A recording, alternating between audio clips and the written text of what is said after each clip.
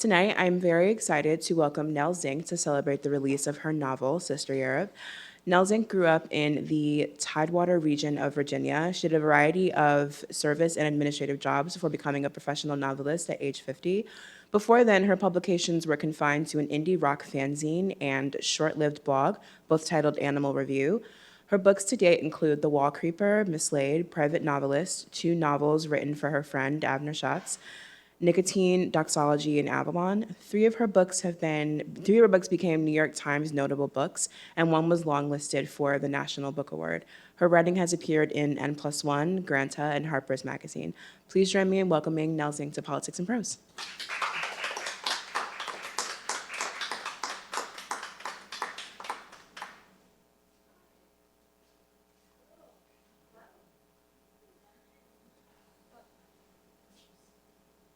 Where's Sharon and Dave? Sharon, Dave. Oh man, I really wanted to read to Sharon and Dave. Okay, so I hope that's being recorded. Sharon, I love you. Dave, I love you too. And I hope you show up within the next couple minutes. The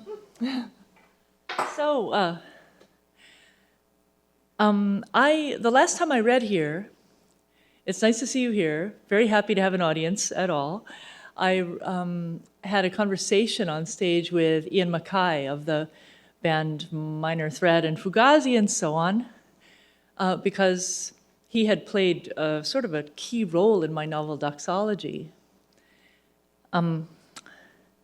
But he has some friend who has a film premiere this afternoon, so he couldn't do it. So when the bookstore asked if I had someone else I wanted to be in conversation with, I said, I don't know anybody. And they took that as a request to please not have anyone in conversation with me. So this is a one-man or one woman or one whatever show that I'm, it's a tiny bit awkward, but I can deal. But I wanted to say, maybe she said this before, I couldn't hear it. If you do have questions, because they want to record it, ask for a mic so that it can, go on tape. And I guess the first thing I should ask is whether anyone has read the book, because it has been out for 2 days. Some people get advanced reader copies. So, this is a book set in Europe. It's my first book set in Europe since my first book about 10 years ago. In the fall of 2014, I published The Wall Creeper, which is a book. Okay, there we have a Wall Creeper reader. That's nice. It's a book set in Bern and partly in Berlin, but mostly in Switzerland and like Montenegro.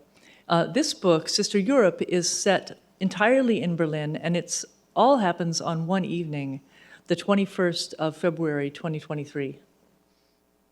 That's when this guy named Demian, a German who's married to an American builder named Harriet, he gets invited to a gala dinner at a fancy hotel.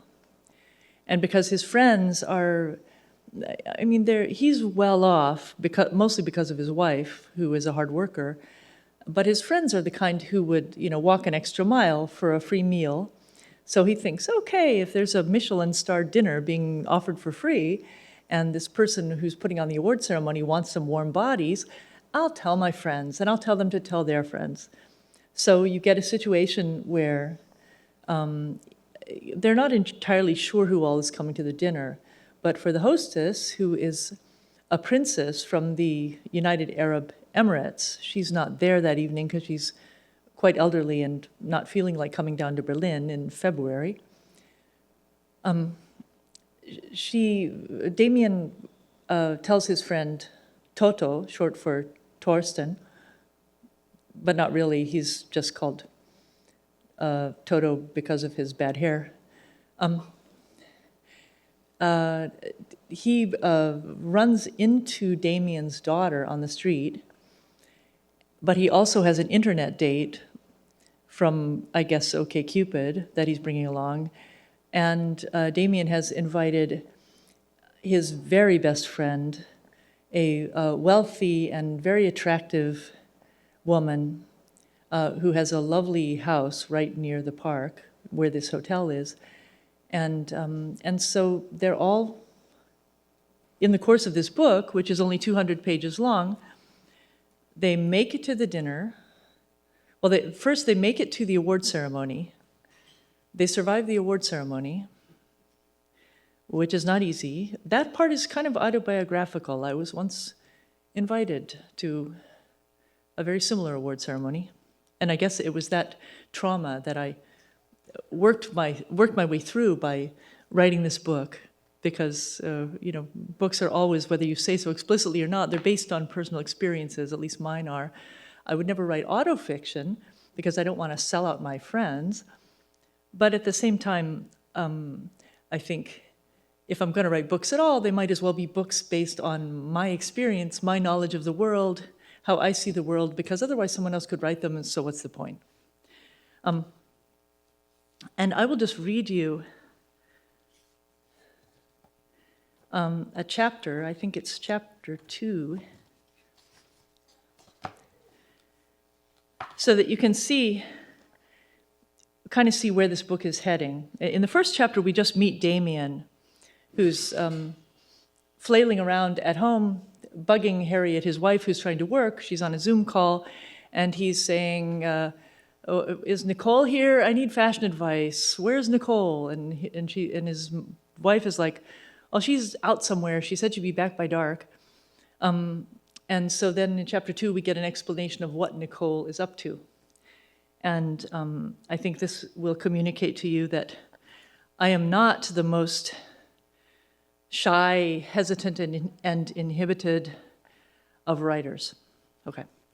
I guess it's because I live at a safe distance from everyone in a town called Bad Belzig, Germany, in Brandenburg, in the former East Germany, out in the country, an hour from Berlin, in a town so tiny that it's like something out of a Richard Scarry book. Like across the street from me, there's the restaurant and the pharmacist, and next to that is the stationery store. Next to that is the hardware store, and then there's the drugstore on the market square.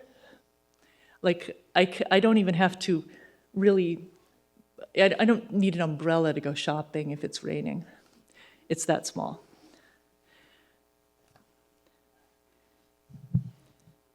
This is Damian's daughter, Nicole, on the night of the party.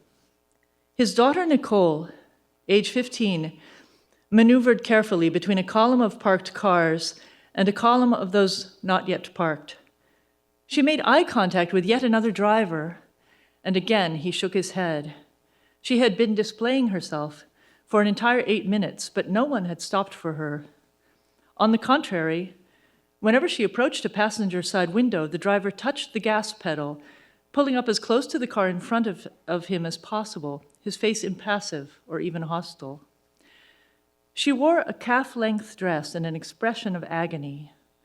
The damp of the oncoming night seemed to be attacking from all directions, frizzing her hair, mussing her makeup, making her outfit cling like latex. She heard her phone ding. For a moment, she ignored it. She felt faintly that she should have turned it off because people might spy on her. Then she reconsidered and turned, head down, to read a text from her mother in the narrow defile between two SUVs. "Back by dark," she replied. She stashed the phone and looked up. A man on the sidewalk was facing her directly, looking interested, squat and bald. He wore droopy slacks and an ugly nylon bomber jacket that mushroomed around his belly. It was her first promising contact since her quest to play at turning tricks had begun 10 minutes before. She grinned, producing again the involuntary look of anguish, her eyes glistening with fear. "Fuck out of my space," the man said. "Wait, away now, move on." A grave-skinned, round-faced maiden in unseasonably knee-free skinny jeans joined in from the other side of the street to share similar sentiments. Another young woman, in a fuzzy white miniskirt that matched her straw-like hair, with an uneven spray tan in place of stockings, emerged from behind a panel truck and commenced marching stiffly toward Nicole, offering to cut her face. The three unfriendly people bumped her nerves to a high state of excitement. So she did the sensible thing and walked into traffic. The driver, whose ways she blocked, had just accelerated. As he braked, he glared. But she paid him no mind, leaning briefly on his hood to leave a distinct palm print in cold sweat, a neat outline of her hand lined in transparent droplets. Schwuchtel, he shouted, meaning faggot. She turned left around the car to walk shakily westward on Kurfürstenstrasse, head high, eyes frantic with terror. It was hard for anyone, especially her, to say what in hell she thought she was doing. The logic that had brought her there was easily articulated. She needed honest answers. She had asked a few friends whether she could pass. Of course, their yes was immediate and unqualified. They had said this even at the stage when her fashion experiments had been limited to scoop-neck t-shirts and sandals with narrower straps. Her parents were likewise 100% affirmative. Everyone flattered, cosseted, and coddled her. It made no sense because whenever she looked in the mirror, she experienced body dysphoria. That was the point. She wasn't okay, much less beautiful. That's why she needed her parents to step up and let her have puberty blockers before she got any older. But would it even work? Would she ever be beautiful? Who would tell her the truth about her face, her hands, her ankles, her bones? The obvious answer, total strangers. Strangers who were also kind of assholes. Straight men. But not like men in some dark bar who would follow her outside to beat her up. She wanted spontaneous reactions from card-carrying ladies' men in a busy public place where she felt safe. Obviously, nothing could be simpler than posing as a streetwalker on Kurfürstenstrasse for a few minutes. At least that's what she had thought, that it would be easy.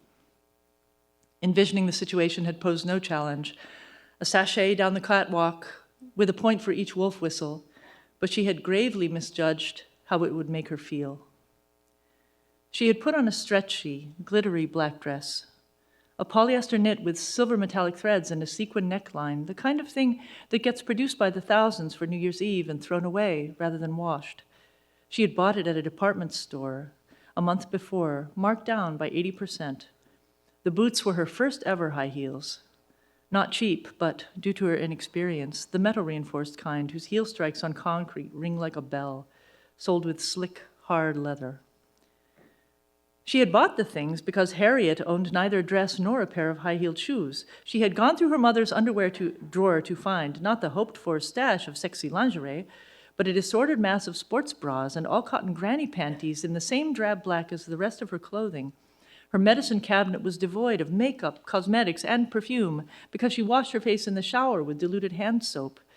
The two had exchanged harsh words. With Harriet, who had broken free of a sect, she grew up Mennonite, a sect that enforced long dresses and white bonnets to spend her life achieving dominance in a male-dominated field, expressing disdain for the idea that becoming a woman might entail adjustments to a person's behavior.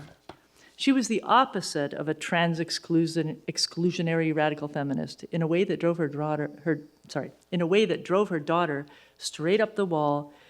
She accepted their shared femaleness on its face with the bored shrug of the unfazed. Some friends argued that her mom was autistic, while others thought she was pathetic, a repressed trans man in self-hating denial. But Nicole knew that if it had been up to Harriet, she could have started hormone therapy the year before. All the blame for her delayed transition lay with her dad. She'd have the beginnings of breasts by now instead of a clammy set of sticky falsies that push-up bras turned into a warped and jutting debacle. For months now, she had gone braless in protest, concentrating on modulating her voice and movements and building up her glutes.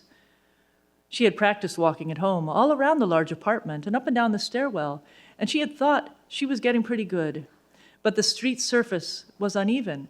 The asphalt, arranged in subtle waves and marred with spot repairs, the distance was orders of magnitude beyond anything she had tried at home. Her toes throbbed and her calf muscles ached. She moved to the sidewalk. The street was still jam-packed with cars. She sought the driver's eyes, but they looked away.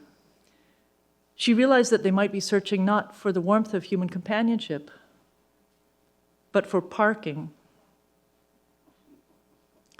Not so long ago, her identity quest had lacked a tangible goal. It had veered around inside her brain, emerging unbidden at intervals, sudden and searing as a solar flare. Euphoria alternated with self-hatred drenched in tears and a playful, erotic what-if with visceral revulsion. She looked at women and girls searchingly, desperate for answers. She looked at men and boys surreptitiously, fearing to be misunderstood. She had plucked her brows, shaved her legs, and the next morning faked a fever so she could stay home from school. Okay, I'll stop there.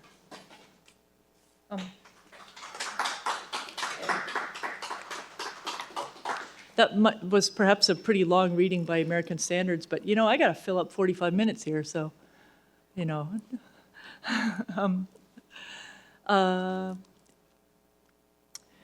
So we have this character, Nicole, 15 years old.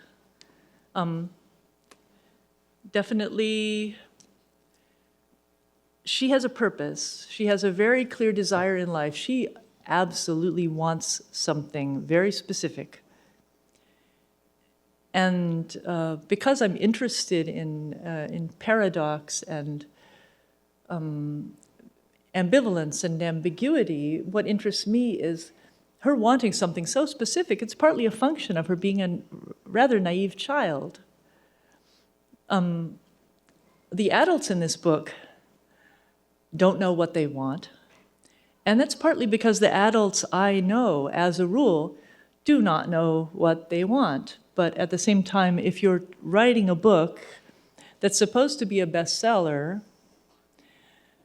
which is, I'm afraid, not something I've ever really tried to do, and I don't think I could do it if I tried, but what you're supposed to do is make people's desires unbelievably clear. And you can do that in the simplest ways imaginable. You make someone do something terrible to their mom on page 1 so that they have a revenge motive for the length of the entire book. You make them want to survive, you make them want to succeed. You make a sports team want to win. It's easy as pie, and it's been done a lot. So, if I'm going to write books that are by me and not, by the culture, not to just be channeling what's going on all around us, I want to do something else that reflects my experience of what life is like. So I admit my characters are not entirely clear on what they want. And one of the chief characters who's not clear on what he wants is the Emirati prince named Radi, who comes to this party to represent his grandmother, who can't make it. And he's, nominally from the Emirates, but he's actually from Montreux, Switzerland. He grew up there. He's very fun-loving. And he thinks Nicole is pretty cute, even though he's, 30-ish. But he's not sure what he wants. Those are scenes I'm not going to read aloud. But what I could read, unless someone already has a question, because questions would be great. If anyone has a question, just oh, we got a question. Bring it on. But I'm afraid you have to use the mic because there is a recording. Okay. I signed a release. I know you probably didn't, but maybe you're not on camera.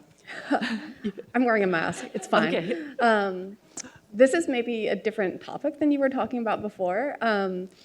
But obviously you live in Germany and you've worked in a lot of different languages professionally. Do you feel that being multilingual or having experience with translation affects the way that you write in English in any way? Or does it make you approach language differently?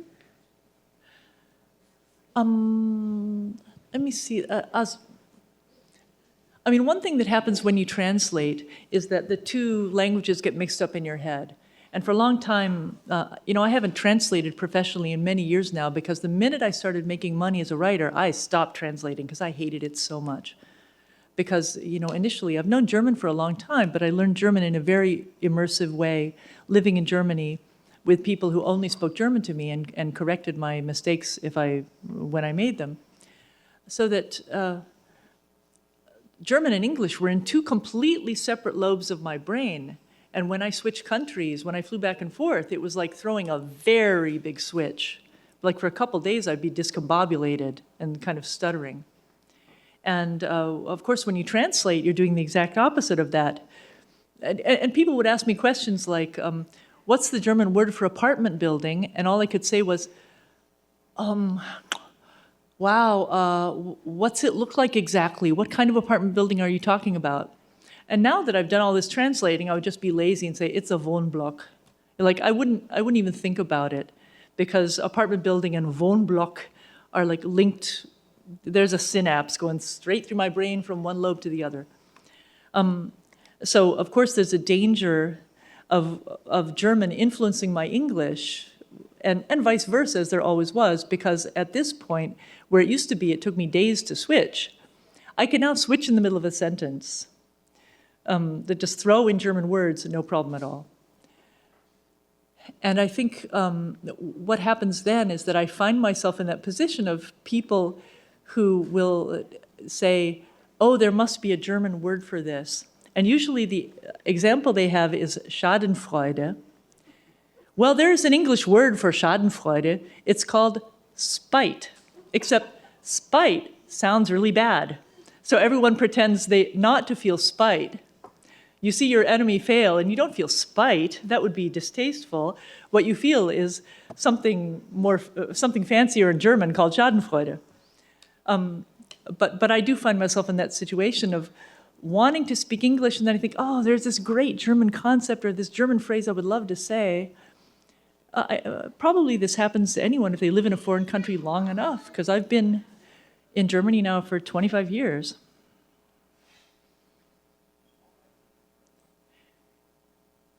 Does that kind of answer your question?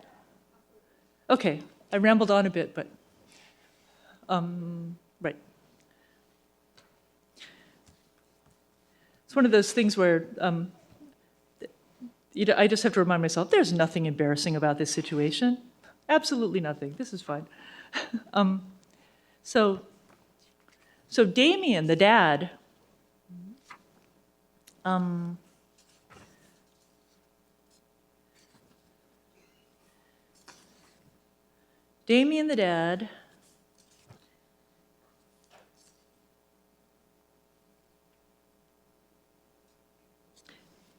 well, I could read you a story. How's that? A story within a story. I haven't read this before, but I've only had one reading. It was in New York the other day in Brooklyn. Well,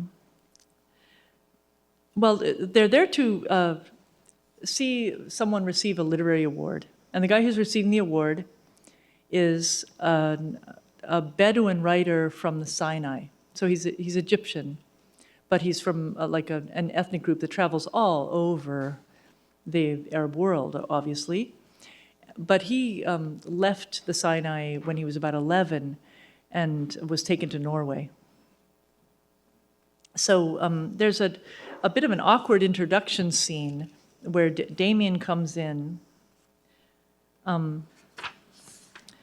to this room, and I could just read you a little sample of Demian's thoughts. It's a group of people, the writer, an ambassador, Prince Radi, the 30-year-old playboy, and the writer and his wife, and someone refers to buildings falling down, and then there's an awkward moment of silence because people think they might be referring to the then very recent earthquake in Turkey. And the ambassador's wife, the writer's wife looks down and doesn't say anything, and the ambassador consoles her, saying, "Such a tragedy. So many killed." And the Emirati prince says, "Well, not refugees living in tents." "Some of the solid buildings were fine," Demian said, unsure of himself when contradicting a prince, but confident of Harriet's information.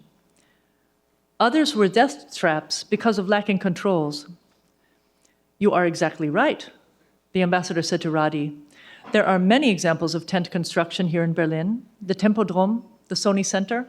Why doesn't nomadic architecture become universal?"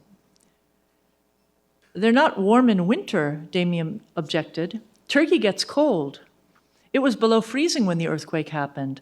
Building codes here don't permit a tent. But maybe Gaddafi lived in a tent when he came to Berlin? The factoid had occurred to him out of the blue, and he was struggling to remember it right. He felt it would have been rude to pull out his phone to check. He was sure it was Gaddafi, but it might have been Washington, D.C. He felt slightly racist for associating the Libyan dictator with Syria and Turkey. He refused to enter caves like this, the ambassador said, gesturing at the narrow lobby around them. The only proper use for a house is as a tomb. Radi laughed out loud, despite appearing to be reading something on his phone, and Masud and Ibtisam smiled. Demian felt puzzled and much too warm. He recalled vaguely that Gaddafi had been slaughtered in a concrete drain pipe, which is about as far from a tent as things get. He had read somewhere that Bashar al-Assad obsessively watched and rewatched video footage of Gaddafi's violation with a bayonet, convinced he would suffer the same fate if his iron fist stopped punching Syria for even a second. That must be why thoughts of Syria made him think of Libya. It wasn't racism. But was he the only one interested in Gaddafi? Could that be the reason behind their amusement, or were they just carping about the choice of hotel? Why were they critiquing Naema's event before it even started in front of her grandson? Why was he also laughing? Maybe any mention of Gaddafi was considered funny? Did the mere notion of Gaddafi make them nervous? So Demian is a nervous guy.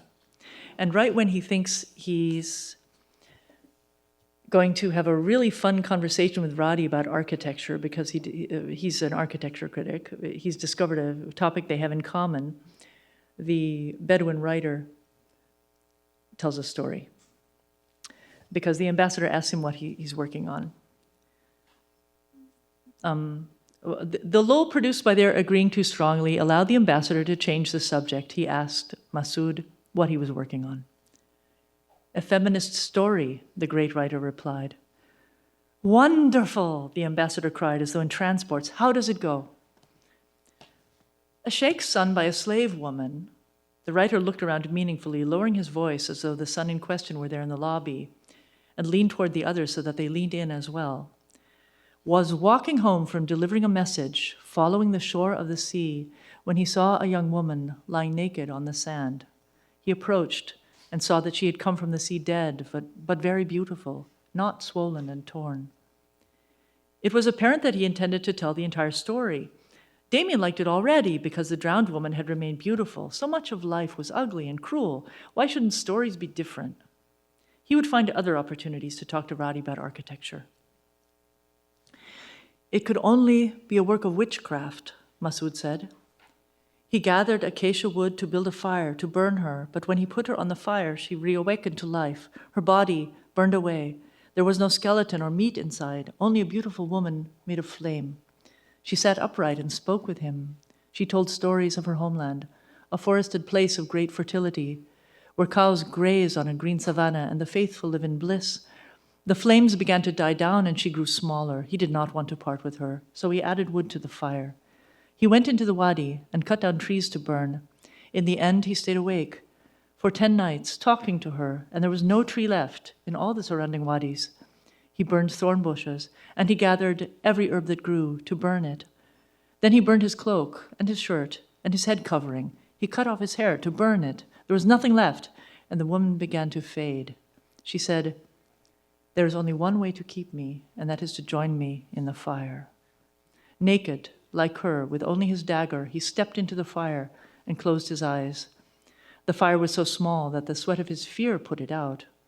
When he opened his eyes, the woman stood by him. She took his hand, and they began to walk toward his home. When they arrived, he asked his mother for clothing for himself and the woman. "What woman?" his mother said. She could not see her, but he saw her clearly and heard her speaking, telling of paradise. He sat in his mother's tent all day listening to her. He stopped speaking to other people, always listening to her. His parents were troubled that their son had been driven mad by a witch. His father invited all the nobility of the region to a large festival to take place for 3 days, during which there would be much loud music and shouting. He forced his son to come with him to the center of the crowd by the fire, where he could not see the woman if she spoke, or see her because it was so bright. And he said to him, The witch is dead. We have killed her. The boy looked to the fire, knowing that his love could not die. He saw her standing in the flames. He ran to her. Because he was not naked, his clothes caught fire and burned his skin terribly. The woman of flame cried out, but quickly she put on his clothing of flame and seized his dagger, and when she stepped out of the fire, she was dressed as a young man. All those who saw this happen were frozen with amazement, and she melted away into the crowd, invisible to all, because she did not speak. A woman is visible only when she speaks. Masud gave a little bow, acknowledging the others' appreciative nods. Demian decided, after brief consideration, that the last bit might be feminist. Radi prompted Masud, "So what happens next?" Dressed as a man, armed with a dagger, she approached her lover's father in his tent and said, "Now that I possess human life and strength, you must die for the crime of murdering my lover." He asked, "Who are you?"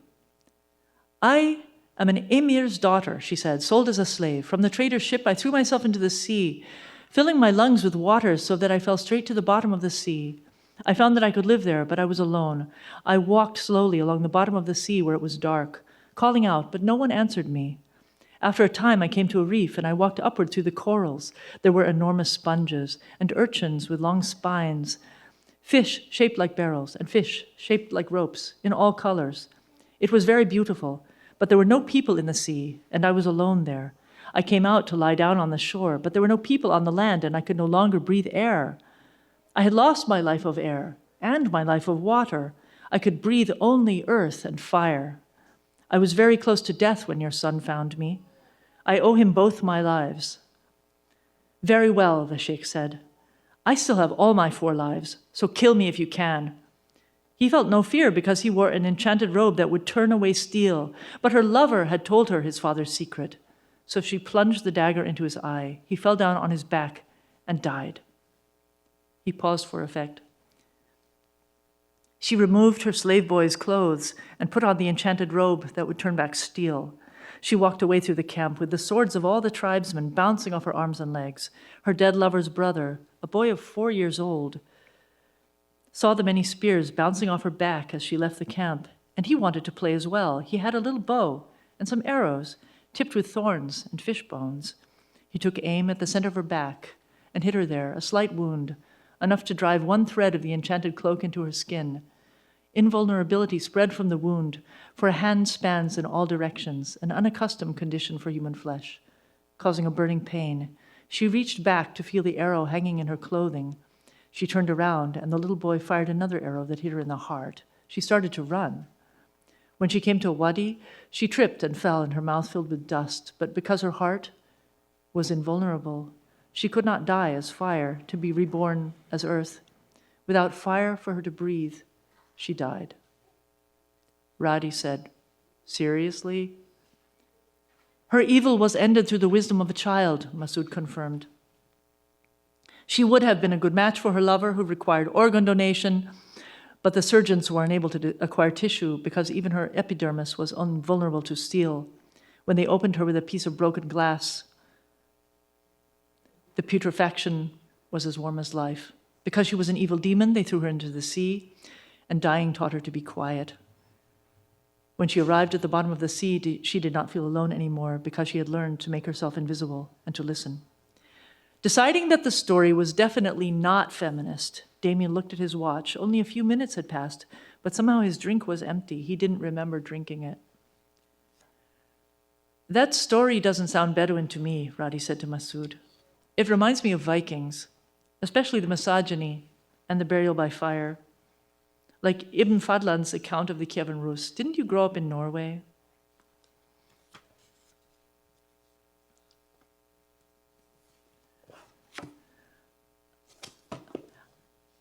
It's hard for me to explain why I read that, but because it has nothing to do with the book except that it's very central to what was going through my mind when I wrote the book, which is that I wanted to create a book of stories within stories.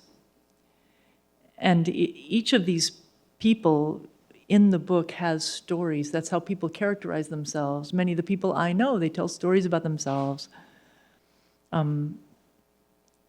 If you want to know, of course, if you want to know someone really well, you have to go drinking with him and his male friends, right? There are things you do to really know what a person is all about and what their social status is.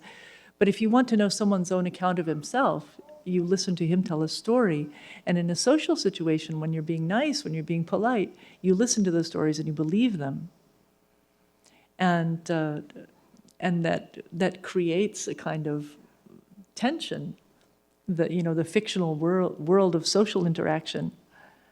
And that, to me, was a central concern writing this book. But now I feel I've done enough damage, and I'll ask if there's another question. Does anyone have a question? Yeah?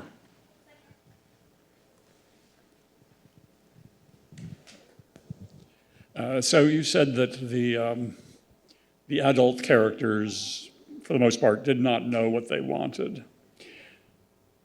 In preparing for this book,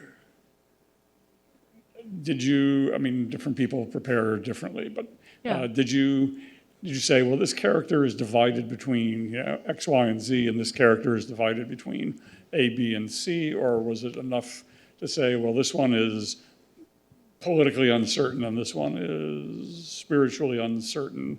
I'm just curious how you were thinking about it as you plunged into the process of writing it. Well, I definitely believe in diversity because the older I get, the more I realize how different people are from each other. Like all human beings are, sometimes you feel like, okay, they're all insane in their own special way. Sometimes you think they're all very sensible in their own way.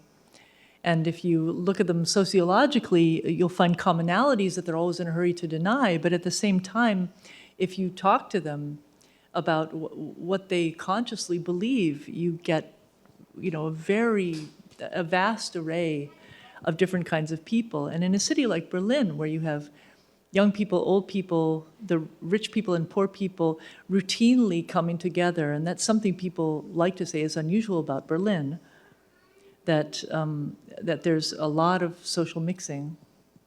I think it has something to do. Here's Dave and Sharon. All right.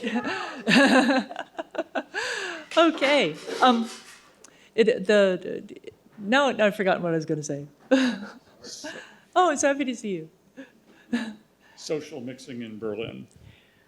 Right. So I have, a poverty-stricken American girl from West Virginia who's living on people's couches. She's the internet date of a 57-year-old guy from North Texas who's been in Berlin for 40 years running his little publishing house. And then this quite wealthy German woman from a family of with a Nazi grandfather that she's still suffering from. It's quite a serious book with serious themes, and I feel like that's something I like to say about myself. And people tend not to believe me, but that's just my fate. If people had a habit of taking me seriously, maybe I wouldn't be a writer. I'd be like running a government agency and getting fired or something.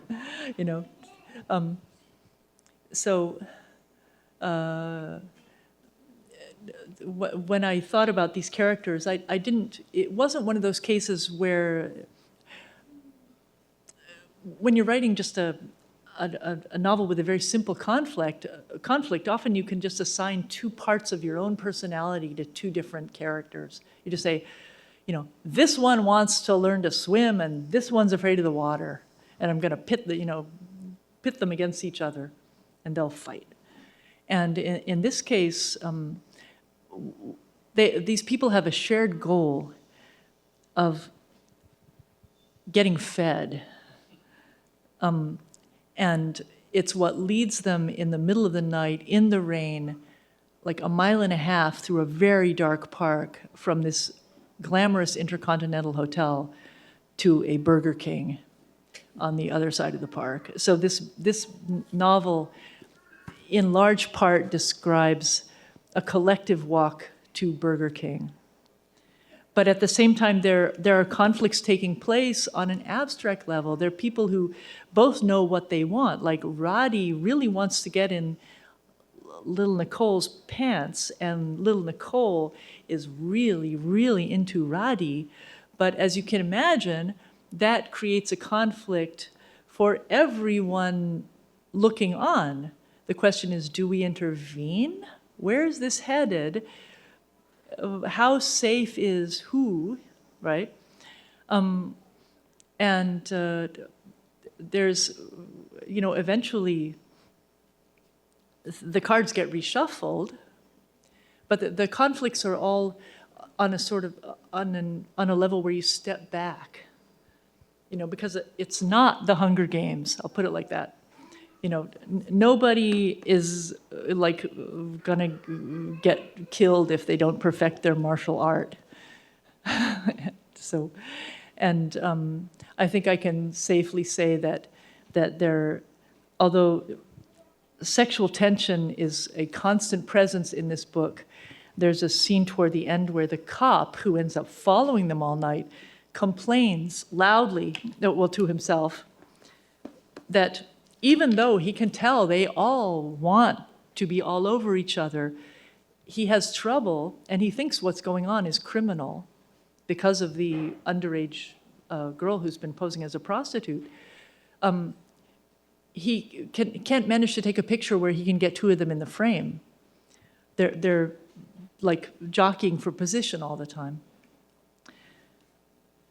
So yeah, what can I say? If there was someone on stage interviewing me, they might say, well, Nell, you've been called an international treasure by Andrew Martin of the London Review of Books. And I'd say, that's so true. Thank you. Thank you. I'm so grateful.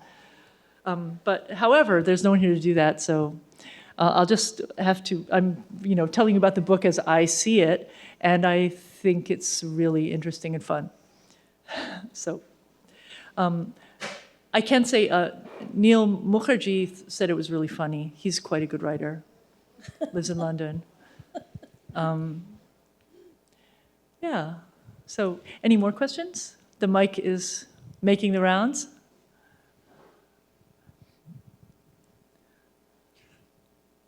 Well, since I have the mic, I'll just, and since, given what you just said, I'll say that somebody called Avalon effulgent and clever, and I certainly am. I had to look up effulgent. I did not know what that meant. Well, I'm looking forward to the new book being equally effulgent and perhaps even more clever. So. I really cranked up the cleverness on this one. Good. It's like no holds barred prose. Most of it, because it's not told in a straightforward way. Compared to modernism, of course, it's straightforward. I am a realist in my way, but it's more like The Wall Creeper than it's like my other books since then, because they've been quite different.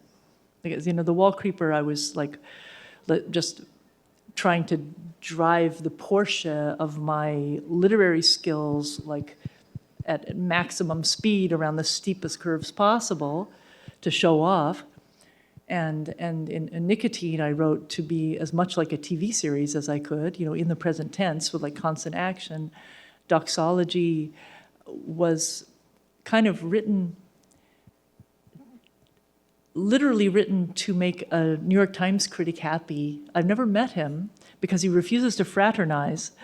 But I do know this guy, Dwight Garner, like his daughter named her cat after me. They're big Nell Zink fans. And I thought, okay, I'll write a book that will make Dwight Garner really, really happy. And that's what I did. And he said reading it was bliss. So that's doxology. But it was also endorsed by Thurston Moore. And then Thurston Moore got me to blurb his memoir. So as you can see, I have a really great job, maybe the best job ever, which is I write things for the amusement of people I don't even know and myself. And I hope that if you do buy this book, I hope you like it a lot. Very good. So I think we've done 45 minutes, meaning I am now off the hook. And I thank you.